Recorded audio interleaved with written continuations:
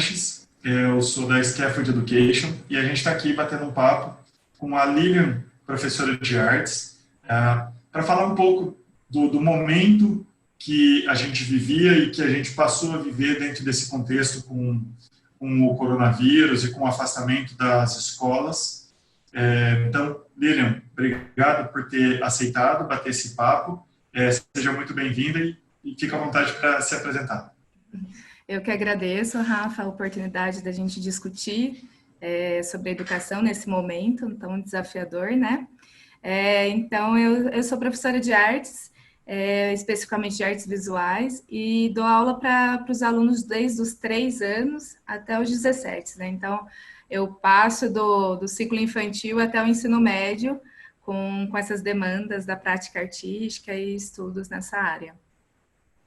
Bacana, são realidades bem diferentes, dos 3 aos 17, muita coisa diferente para fazer, para motivar os alunos, tudo. Muito, porque cada idade tem uma especificidade, né? E você tem que pensar sobre o vocabulário, as atividades, as competências a serem desenvolvidas ao longo do trajeto acadêmico deles. Então, é uma demanda muito grande para pensar nesse contexto todo.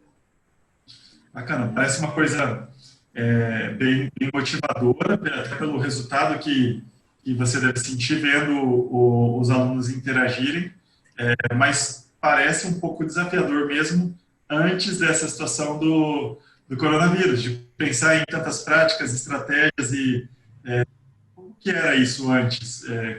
Como que era a sua realidade antes disso? Antes eu posso falar que antes era difícil, mas era fácil, né? As coisas aconteciam na prática muito fácil, assim. Então, a minha rotina se dividia entre as turmas. Eu tenho turmas que se seguem desde o infantil, primário, né? Os anos iniciais e médio. E essa dinâmica acontecia presencialmente e o tempo todo. Então, tem os alunos o tempo todo. A aula era planejada, os materiais separados, eu pensava na rotina, na gestão de sala, por onde que eles iam entrar, qual era o melhor espaço para que aquela atividade acontecesse, se era interno, externo, quais os recursos que eu tinha. Então, tinha muito fácil todos os recursos à mão. Mesmo se eu precisasse improvisar alguma coisa surgida de alguma questão do aluno, eu estava ali, né? Presente, aquela dúvida, aquela pergunta, aquele apoio emocional que precisa, esse acesso, né, das demandas dos alunos, de não conseguir fazer algo, então o apoio, eu estava ali. Então, o meu antes era recheado de emoções, né? Então, tanto a parte pedagógica, do conteúdo, das atividades, quanto esse vínculo é muito forte. Então, isso aparecia muito nas minhas aulas. Até porque a artes mexe com esse campo subjetivo, né? Desenvolve essas habilidades, né, de acerto, de erro, de se flexibilizar, de arriscar. Então, o presencial era muito forte, era muito intensa as aulas. E aí você estava nesse contexto, com esses desafios e, de certa forma, essas recompensas, trabalhando com os alunos, e aí veio o afastamento. Que desafios que, de alguma forma, surgiram para você em relação a isso? O afastamento foi como eu sinto às vezes como uma porta se fechando, sabe? Mas não que isso depois de semanas apareça. Mas na semana que a gente recebeu a notícia que aconteceria o distanciamento e a gente entraria em quarentena, eu acho que eu não tinha caído a ficha de que seria tanto tempo e de que a gente passaria por tantos desafios. A gente não tinha noção disso tudo, né? A gente sabia que tinha que se adaptar para um outro ambiente, que a gente estaria em distanciamento, e a gente só tinha tido 6 semanas de aula. Então, é como se a base do meu ano eu tivesse ali cultivando, né, procedimentos, os combinados. Então, eu estava nessa fase. Então, eu estava regando a plantinha para que ela viesse a germinar. É bem isso, assim, isso em todos os ciclos, né? Porque a gente mantém essa rotina, eu tenho um vínculo e combinados muito forte com os alunos. E aí, quando veio o Vou distanciamento... aproveitar, fazer só uma parte aqui. As pessoas que estão nos assistindo, talvez elas não saibam a importância das primeiras 6 semanas no ano. Posso só te interromper? Claro, Você dá claro. uma visão sobre isso e a gente já volta para isso. Claro, Rafa. Qual que é a importância das primeiras 6 semanas no ponto de vista do seu ponto de vista, do ponto de vista da escola que você trabalha? As primeiras 6 semanas é o cultivo de hábitos que a gente precisa para o ano todo. E isso desde comportamento, de gestão de sala, de rotinas que acontecem na aula e também no contexto escolar como um todo, né? Passando por comportamento, por atividades. Então, a gente estabelece esses combinados, essas rotinas, exercitando intencionalmente, principalmente nas 6 primeiras semanas.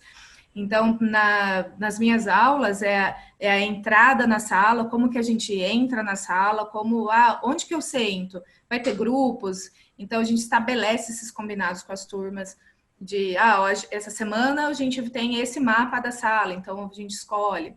E de rotinas de aula, no fim da aula a gente vai fazer essa rotina aqui, então todo fim de aula. Isso constrói no aluno uma segurança, uma autonomia, então ele sabe o que vai acontecer, ele vira um parceiro nosso de aula, né? Então, a educação, ela acontece na via dupla, né? Não sou eu falando, a gente estabelece uma comunidade escolar e as 6 primeiras semanas são essenciais para que isso se desenvolva bem ao longo do ano.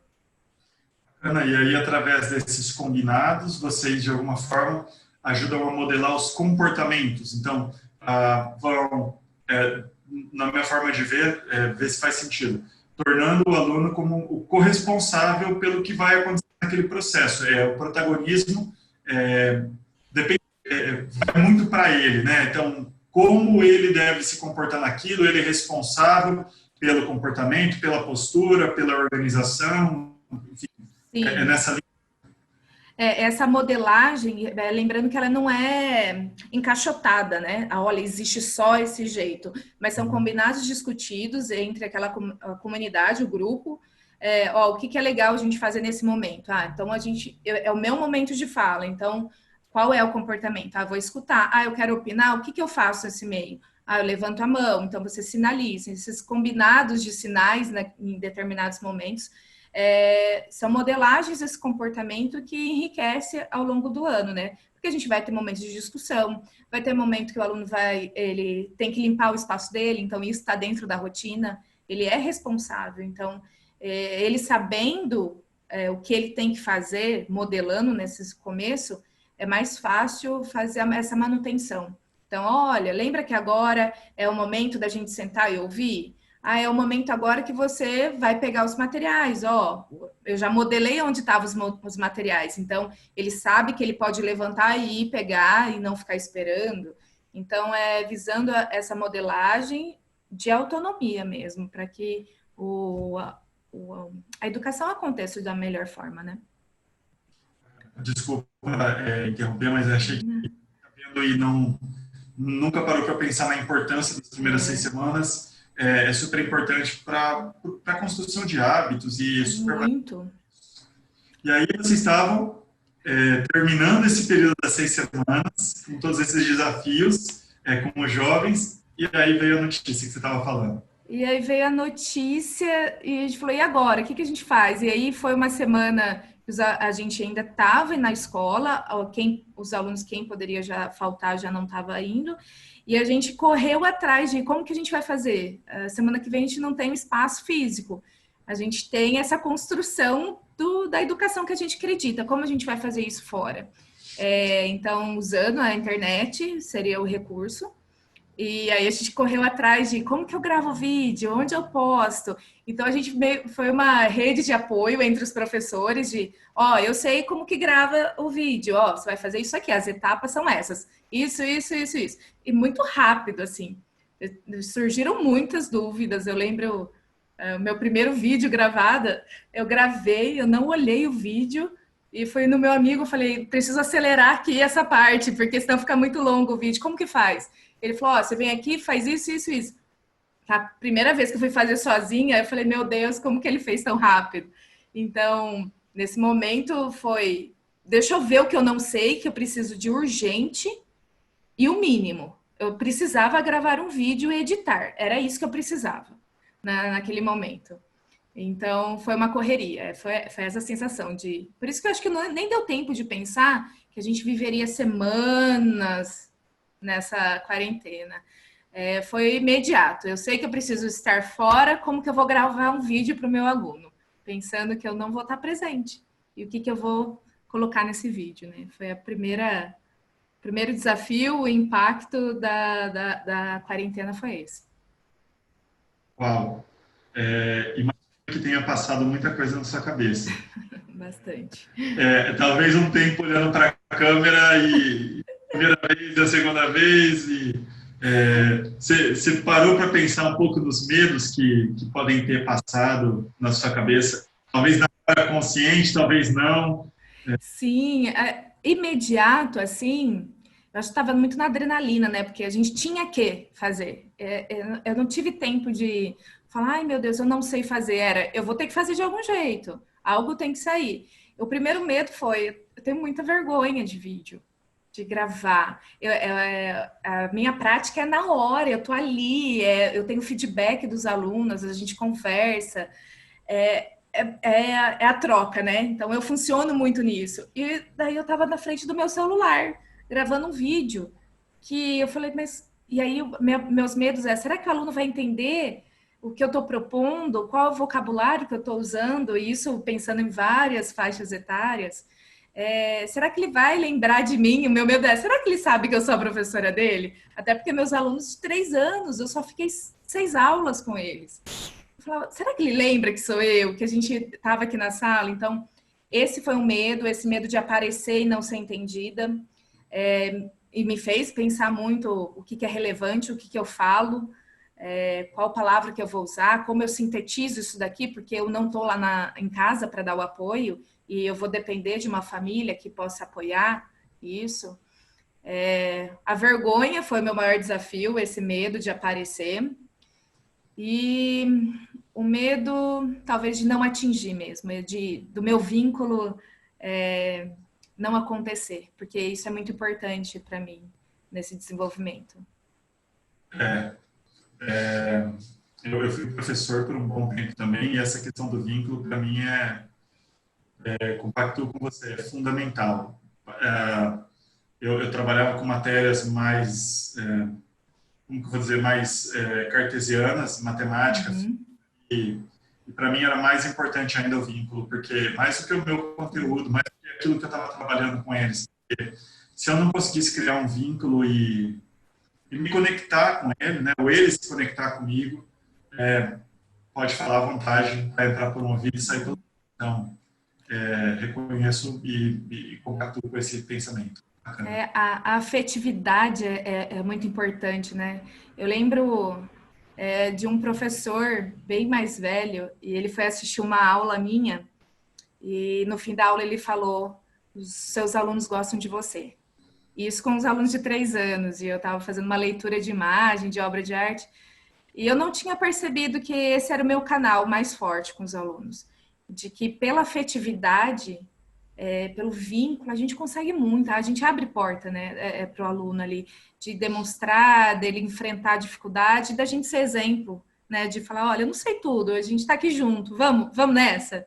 Então, acho que o vínculo é o mais importante e, para mim, é o maior desafio nesse momento à distância. É o medo de eu não permanecer em vínculo com eles, né, porque está passando muito tempo já de distanciamento.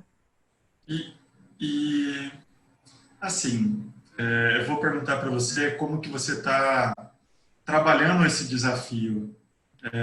Então, depois eu chego num outro ponto. Uhum. Você está trabalhando esse desafio? Do vínculo em particular aqui que você colocou. Eu coloquei uma máxima para mim que é um dia de cada vez. Então, os desafios, cada dia aparece tem desafios constantes, né? Esse do vínculo, cada dia eu penso que tem algo bom. Então, seja em vídeos com os meus alunos, seja uma resposta deles, eu vou me fortalecendo com isso e vejo que alguma coisa está acontecendo. Então, Tem dia que parece que não funciona, essa é a verdade. Então, tem dia que o vídeo que eu fiz, a aula que eu postei, que eu pensei em imagem, que eu coloquei GIF, parece que nada funcionou e não atingiu o aluno. E eu me frustro.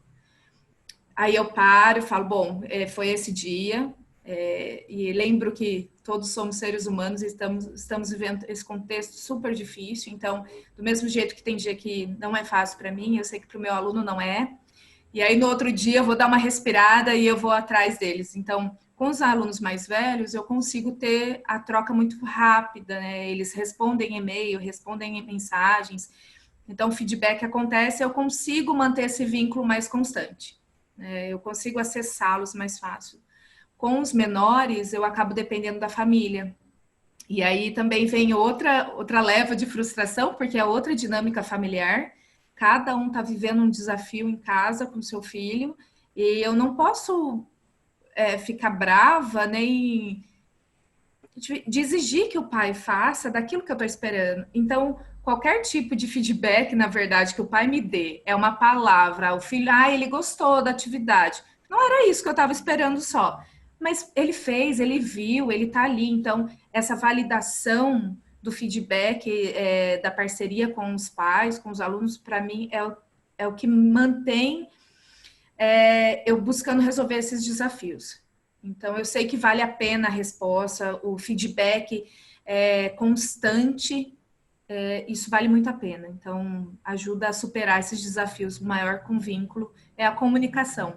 Então, é uma comunicação extensa aqui que acontece diariamente. Bacana, bacana. Parabéns, parabéns, Obrigada. porque é um desafio. Você foi falando, eu fui pensando os desafios com os meus filhos e isso, a dinâmica do dia a dia de cada família, a luta que cada um tá e a escola, o aluno está num lugar diferente. Sim. E o pai está num lugar diferente, a mãe está num lugar diferente, o trabalho tá... Então, está tendo que achar um caminho novo para tudo isso e bacana pensar dessa forma. Aí você já falou algo sobre o feedback, né, que você tem recebido, como que você tem recebido, o que isso tem te ajudado a trabalhar de uma forma diferente e como que você, até conectado com isso, mas como que você está encontrando estratégias dentro da sua casa? Não é só vídeo, propor dinâmicas, você tem os desafios, talvez, dos recursos que você tenha dentro da sua casa e os desafios que você não pode propor uma coisa que o aluno não tenha na casa dele. Então, esse caminho, como que você está vendo esses dois pontos, de encontrar recursos e de receber esses feedbacks e lidar com isso? Eu faço um replanejamento das aulas todos os dias. Conforme o feedback dos alunos, falando dos menores que tem mais essa dependência da família, o feedback, eu vi que no começo eu recebia mensagem de, eu não tive o material, é isso do meu primeiro vídeo, eu não tive o material e eu não fiz. E eu achava que no meu primeiro vídeo eu tinha dado opção para a família. Eu falei, vou fazer uma atividade simples que vai precisar de água e anilina, corante. Que é mais fácil, talvez, de ter do que tinta, na minha cabeça. E aí o retorno foi, eu não fiz. E aí eu falei, poxa, meu vídeo não foi claro. O objetivo não era trabalhar só com aquele material, era a exploração, a mistura das cores. Então, e aí me fez pensar quais recursos eu posso disponibilizar para os pais em casa. Explicando, então, a comunicação, o feedback veio deles, e eu olhava esse feedback e eu replanejava a aula. Então, toda a aula que eu recebo, eu falo, poxa, teve pouca demanda, os pais não fizeram, então o que está difícil? Os alunos não estão envolvidos, o que está acontecendo? É uma reflexão constante e eu comecei a dar opções. Então, olha, tudo bem. E às vezes tem famílias que também propõem, olha, professora, eu não tinha esse material, mas eu fiz com esse. O importante é estar, né? Para mim, esse vínculo, ele não fez aquela atividade da semana, mas ele olhou meu vídeo, ele viu que eu estava ali, ele escutou a proposta, a história e fez o dele. E eu preciso validar isso nesse contexto, né? Então, esse desafio, esse feedback vem, com os menores acontece assim. Com os maiores, o feedback é essencial. A comunicação com eles e a validação do que eles estão vivendo nesse momento, para mim, foi o mais importante, porque eu vi alunos com dificuldades falando, olha, eu tentei, eu fiz isso daqui. Você pode me ajudar? Ou você pode me dar mais um prazo? Então, a questão da flexibilidade nesse momento é essencial. Tem aluno meu que pode ser não tenha dormido no dia anterior, ele não entregou. Eu sei que é difícil e eu sei que é difícil para algumas áreas, mas para mim eu preciso que aquele aluno esteja inteiro. Eu não quero que ele só entregue uma atividade para falar que fez. Eu quero que ele se envolva. Então, ok, eu vou ser flexível. Ah, então quando você pode me dar? Você pode me dar amanhã? Ah, eu posso só no fim da semana. Olha, não posso. Onde que tá? A gente renegocia. Então, o feedback é muito ligado com a comunicação e com essa flexibilidade. E eles me falam sobre isso. Professor, tem muita atividade essa semana, estou com muita tarefa. Ok, então vamos lá. Eu renegocio esse e esse, mas esse daqui precisa entregar. E eu vi que isso faz muita diferença, porque eles confiam neles, no processo, eles sabem que eu estou aqui à disposição e que eu não quero só que ele entregue qualquer coisa, né? Eu quero que ele realmente se desenvolva, mesmo nessa situação toda. Eu quero que ele se aprofunde nisso. Bacana. E aí você tocou num ponto que eu fiquei curioso, em relação à avaliação.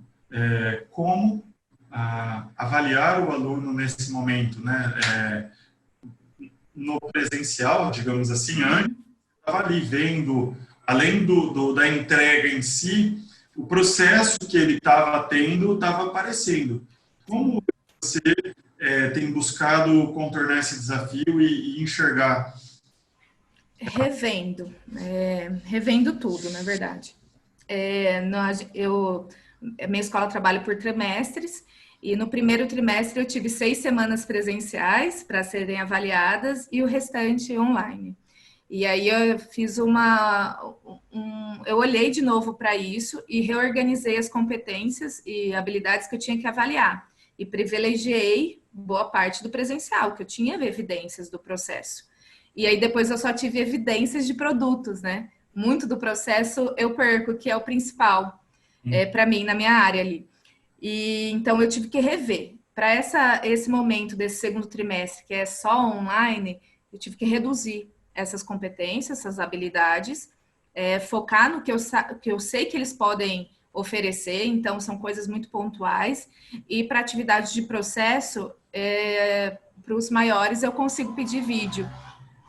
Fala, faz um vídeo, me explica. Então, eu acabo produzindo muito material para evidenciar isso. Então, qual foi a primeira etapa que você fez? Você partiu da onde? Quais foram as dificuldades para você chegar nisso daqui? Então, eu faço essas planilhas com eles, para acompanhamento mesmo. Inclusive, um acompanhamento de feedback. Isso aqui foi legal. Você atingiu, aprofundou. Olha, tá faltando alguma coisa. Isso é muito desgastante, mas é o que faz a diferença, né, no processo da avaliação. Então, eu consigo realmente avaliar ele diminuindo, né? Eu tive que fazer aqui um trabalho interno de, poxa, diminuir expectativas. Eu tinha muitas habilidades e coisas a fazer esse ano presencialmente. A educação estava ali acontecendo. E agora eu estou em casa. O que é de relevante eu vou conseguir que juntos o meu aluno desenvolva nessa nova modalidade.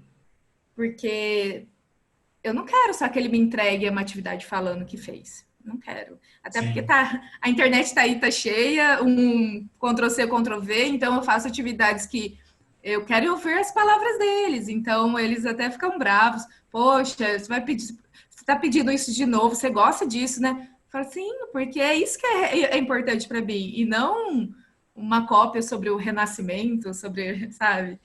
Então, essa avaliação todo o tempo todo pensada, de novo. Isso daqui eu não consegui atingir. Então, eu olho a atividade, eu vou ver o feedback E aí eu tenho que pensar nos alunos que eu não tenho evidência, que é o mais difícil. Então, aí entra todo um papel da gestão da escola, junto com os coordenadores, a comunicação, e é um apoio constante, esse alinhamento do que é relevante nesse processo, para a gente conseguir que o aluno não tenha tantas percas nesse processo, né? E aí acho que assim, faz sentido esse realinhamento de expectativas, até pela natureza do momento que a gente está. Então, não é um realinhamento de expectativas permanente, é um realinhamento pela necessidade. A gente está temporariamente num contexto diferente e tentar fazer muita coisa, às vezes, é o caminho para não conseguir fazer bem nada, né? Então, às vezes, selecionar, ser mais assim, isso aqui é o essencial, ou esses itens, essas habilidades, esses processos, essas evidências são essenciais para isso que a gente está trabalhando. Acho que é um ponto que vale a reflexão de todo mundo que está assistindo a gente. Você colocou um ponto no começo da conversa, a importância da conexão. Eu acredito que boa parte do que a gente faz com os alunos é isso, é servir de exemplo, é se conectar, é mostrar formas de se relacionar, é ter todo esse trabalho de inteligência emocional que acontece sem ele perceber ao longo da aula, na forma que a gente estimula eles a interagirem com os colegas, a respeitar, a aceitar, entre aspas, limites ou negociar limites. E aí, nesse momento, às vezes, o professor pode estar preocupado com a matéria, que é importante, mas a gente não pode abrir mão disso, talvez. Acho que se a gente tiver que escolher, minha forma de ver, pelo menos, isso não dá para abrir mão, porque isso é para sempre. Assim, a gente está construindo algo que fica para sempre para o aluno. Não sei se faz sentido isso. Muito, e faz sentido de pensar na educação para o mundo, né, mesmo, e não voltada para provas, para instrumentalizar esse conhecimento, né? Então, a gente tem muita educação que, você aprende isso e coloca aqui, na caixinha. E eu acho que esse momento me fez refletir e validar muito dessa importância de a educação, o vínculo, e de pensar no meu aluno, né? Por exemplo, eu estou com um aluno que está devendo atividades e vai fazer uma semana, e aí eu entrei em contato com ele e falei: olha, eu sei que é difícil para você preencher aquele papel, o que você prefere? Quer fazer um vídeo? Você me manda o vídeo? Ou você quer marcar um horário, a gente faz online, eu e você? O que eu posso te ajudar nesse processo? Porque eu não quero que ele perca, eu quero que ele pense ali. Eu quero que ele aprofunde, porque eu não estou dando aula para meu aluno ser um artista, eu dou aula de artes, mas não é para ser artista, eu quero que ele seja agente do mundo, eu quero que ele leia o mundo de diferentes perspectivas e faça diferença nesse mundo. E por mais que esse mundo esteja muito difícil nesse momento, e seja difícil projetar um futuro com toda essa mudança, porque não vai ser mais igual, eu quero que meu aluno seja melhor, sabe? Eu quero que ele seja melhor para ele e para o mundo ali. Então, essa fala de o vínculo, de eu olhar, isso dá trabalho, sim. Tem dia que eu falo, gente, eu acho que eu não vou conseguir amanhã, porque eu tenho que dar feedbacks, e aí burocratiza isso, né? Quando eu estou em aula, eu tenho 1h30, 1h20, e eu vou passando e o feedback acontece. Agora, não, eu tenho que escrever uma mensagem para cada aluno. Isso é uma demanda gigante. Então, eu tenho que fazer escolhas, prioridades. A minha prioridade é dar esse feedback, porque eu quero que meu aluno se sinta orgulhoso pelo esforço, pelo que ele está fazendo nesse momento. E aí eu vejo que isso teve muito resultado, assim, é bem legal, é gostoso. Eu me sinto feliz de estar fazendo isso, assim. Que legal. No começo da conversa, a gente falou sobre os desafios que surgiram e como contornar esses desafios. E a gente agora poderia falar, ok, vieram esses desafios, contornou esses desafios, e talvez você tenha desenvolvido habilidades que você vai poder levar para depois. Então, falando um pouquinho de lições aprendidas e o que você pode levar para depois, para quando esse momento passar. que vem na sua cabeça ao pensar sobre isso? Eu acho que a primeira coisa que vem é o fazer. É impressionante isso, até porque eu sou uma pessoa que penso muito sobre as coisas e eu gosto de elaborar, e eu não tive esse tempo. Então, eu não tinha um tripé para gravar os meus vídeos. Então, empilhei livros, eu coloquei ali o meu celular, aí eu vi o enquadramento, estava torto, e abri mão de coisas que não eram essenciais nesse momento. Então, não era essencial eu estar arrumada para um vídeo ou para uma fotografia. Não é essencial eu estar, sabe, essa desconstrução de um ego enquanto um professor e eu sei as coisas, tive que deixar. E eu acho que esse, para mim, eu gosto muito de. Eu sei que eu não sei nada, porque quando eu sei que eu não sei, parece que as coisas vão aparecendo, falando, nossa, que legal isso daqui, e aí eu vou me encantando mais no processo. Mas isso de, ó, Lília, não tem tempo para pensar, faz, é esse daqui, o essencial, o foco é esse, o aluno está lá, ele está esperando, está difícil para todo mundo, vamos. Então, e buscar recurso. Não tinha tripé, gravei, não sei editar um vídeo, não sei colocar música. Para quem que eu peço ajuda? Então, e todo dia é isso, essa desconstrução diária. Tem dia que fica mais fácil, tem dia que parece que nada vai dar certo, mas essa flexibilidade e respiro, né? Deixa eu respirar.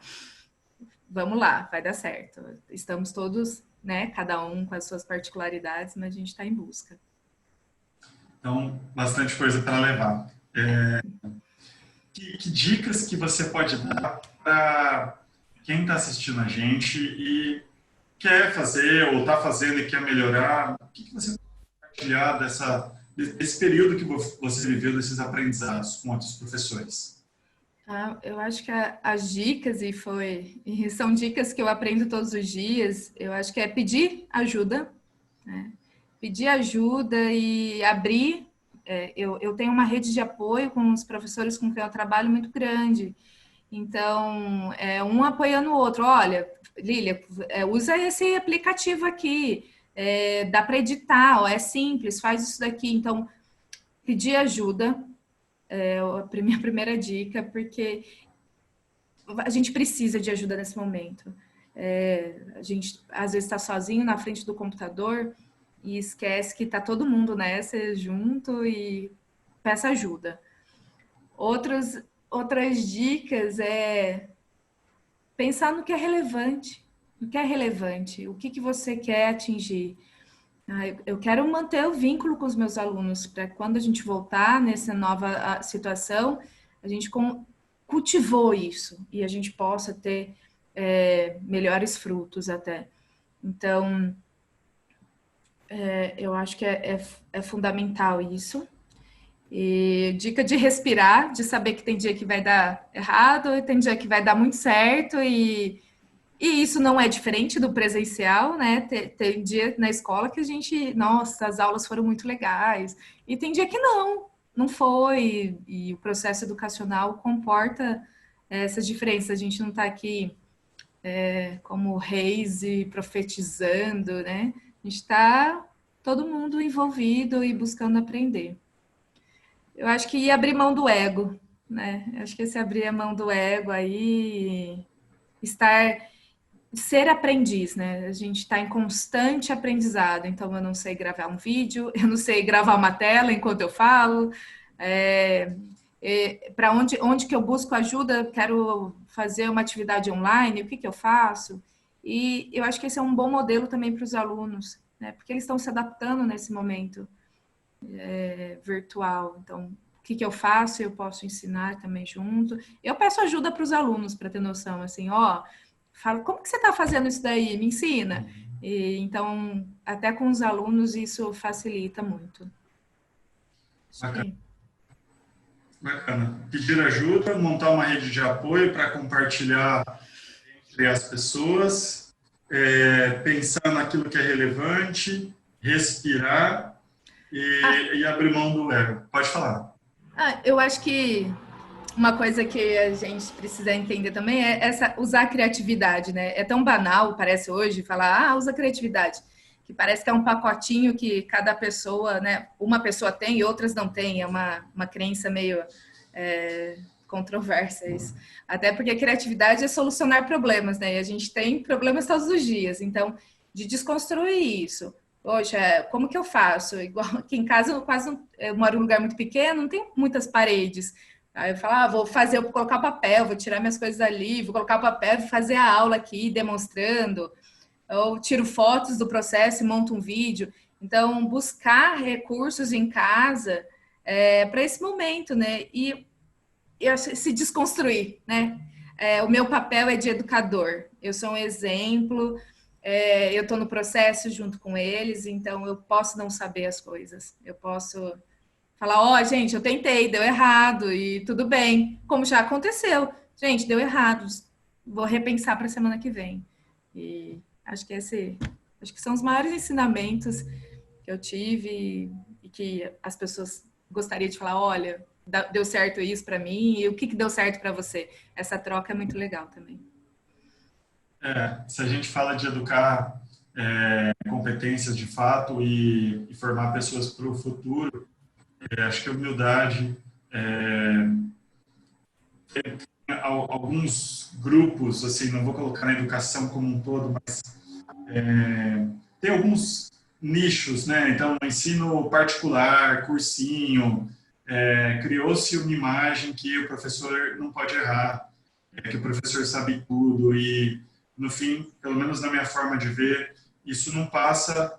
primeiro, isso não é verdade, e aí isso acaba criando uma imagem para o aluno incorreta, de que a gente deve buscar ser esse profissional que sabe tudo, e isso é impossível. E mostrar a humildade de falar que não sei, que vou atrás, de que vou aprender para poder compartilhar, e acho que isso é fundamental para o futuro. Não sei como você vê isso, mas dividindo aqui meu pensamento com você. Eu acho que esse é o caminho para a educação. Acho que a gente vive num mundo agora tão tecnológico e tão rápido, né? Que essas relações humanas acabam ficando em último plano, mas embora agora está tendo todo esse movimento de como aliar essas tecnologias com a nossa humanidade, que é o que nos torna humanos, e professor ainda mais, né? Que a gente forma, né? Forma nesse sentido de vamos juntos nos preparar para essa vida que a gente não sabe, a gente está educando para um futuro que, como será? Então, a gente fica repensando e se desconstruindo o tempo todo. E acho que essa humildade de falar, gente, eu não sei. Eu acho que isso, eu tenho um pouco da minha área de artes, porque eu acredito que não existe um jeito de fazer as coisas. E eu vejo a beleza na potencialidade de falar, olha... Que legal, sabe? Hoje eu estava dando uma aula de uma linha, era um desafio de uma linha, e cada um poderia desenhar a partir de uma linha. E aí, crianças de 6 anos, a gente falou, olha como é rico a beleza de todo mundo tinha uma linha, e o que cada um fez disso. Eu acho que essa humildade de ver que você não sabe, de reconhecer a potencialidade dos outros. Os meus alunos sabem muito mais que eu, eles nasceram imersos na tecnologia. Óbvio que ele vai saber manipular melhor que eu. Então, o que eu faço com isso? No fim das minhas aulas, eu falo, fica aí comigo, me explica essa funcionalidade. Como que você conseguiu escrever em cima da minha aula? Eu não sabia.